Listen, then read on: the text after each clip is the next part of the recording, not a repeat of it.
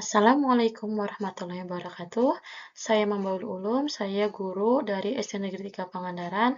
Saya akan menyampaikan materi tentang zakat, yaitu berkaitan dengan pelajaran PAI kelas 6 SD. Yang pertama, adanya pengertian zakat, kedua, landasan zakat, yang ketiga, tujuan, hikmah, dan keutamaan zakat, keempat, syarat zakat, kelima, rukun berzakat. Yang pertama, pengertian zakat. Zakat berasal dari bentuk kata zakat, yang berarti suci, baik, berkah, tumbuh, dan berkembang. Dinamakan zakat karena di dalamnya terkandung harapan untuk memperoleh berkah, membersihkan jiwa, dan memupuknya dengan berbagai kebaikan. Zakat adalah bagian tertentu dari harta yang wajib dikeluarkan oleh setiap muslim apabila telah mencapai syarat yang ditetapkan.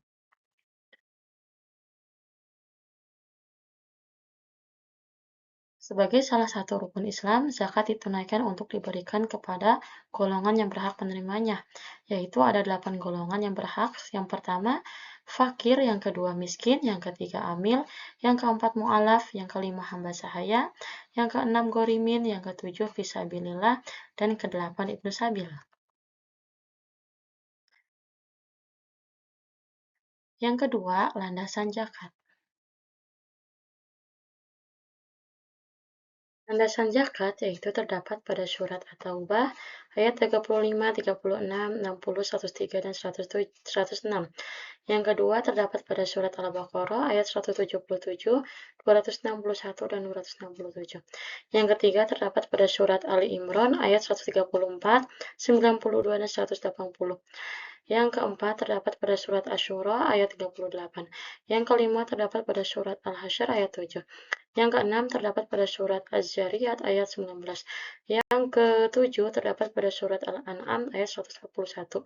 Yang kedelapan terdapat pada surat Ar-Rum ayat 39.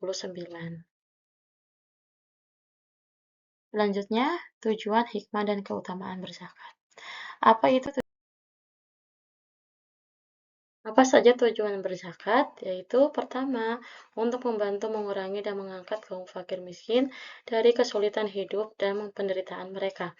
Yang kedua, membantu memecahkan permasalahan yang dihadapi oleh Gorimin, Ibnu Sabil, dan para mustahik lainnya. Yang ketiga, membina dan merentangkan tali solidaritas atau persaudaraan sesama umat manusia. Yang keempat, mengimbangi ideologi kapitalisme dan komunisme. Yang kelima, menghilangkan sifat bakhil. Yang keenam, menghindarkan penumpukan kekayaan perseorangan yang dikumpulkan di atas penderitaan orang lain. Yang ketujuh, mencegah jurang pemisah kaya dan miskin yang dapat menimbulkan masalah dan kejahatan sosial. Selanjutnya, hikmah berzakat. Yang pertama, mensyukuri nikmat Allah, yaitu meningkat suburkan harta dan pahala serta membersihkan diri dari kekotoran, kikir, dan dosa. Yang kedua, melindungi masyarakat dari bahaya kemiskinan dan kemelaratan dengan segala akibatnya. Yang ketiga, memerangi dan mengatasi kefakiran yang menjadi sumber bencana dan kejahilan. Yang keempat, membina dan mengembangkan stabilitas kehidupan sosial, ekonomi, pendidikan, dan sebagainya. Yang kelima, mewujudkan rasa solidaritas dan belas kasihan. Yang keenam, merupakan manifestasi kegotong royongan dan tolong-menolong. Apa saja keutamaan zakat? Di antaranya menumbuh suburkan pahala, yang kedua memberi berkat kepada harta yang tinggal atau setelah dizakati, yang ketiga menjadi sebab bertambahnya rezeki, pertolongan dan inayah Allah SWT, yang keempat menjauhkan diri dari bencana yang tidak dikehendaki, yang kelima menjauhkan diri dari api neraka dan melepaskannya dari kepicikan dunia dan akhirat, yang keenam mendatangkan keberkatan dan kemaslahatan kepada masyarakat. Dan yang terakhir, menumbuhkan kerukunan dan membuahkan kasih sayang, mengembangkan rasa tanggung jawab, dan menghasilkan uswatun hasanah. Selanjutnya, syarat-syarat berzakat, diantaranya yaitu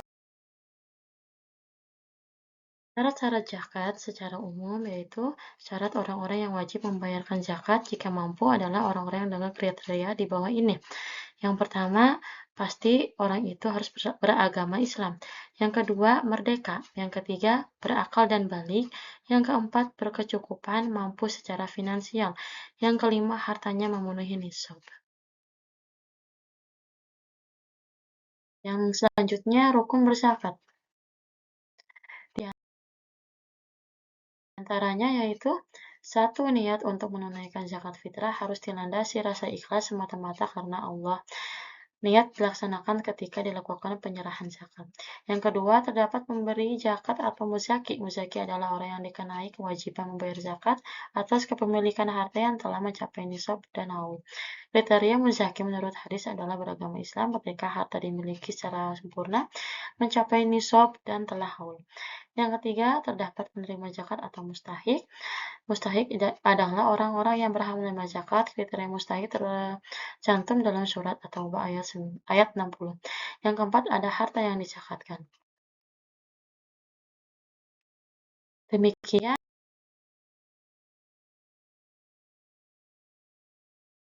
Demikianlah sedikit gambaran tentang materi zakat. Terima kasih banyak, semoga berkah dan bermanfaat. Wassalamualaikum warahmatullahi wabarakatuh.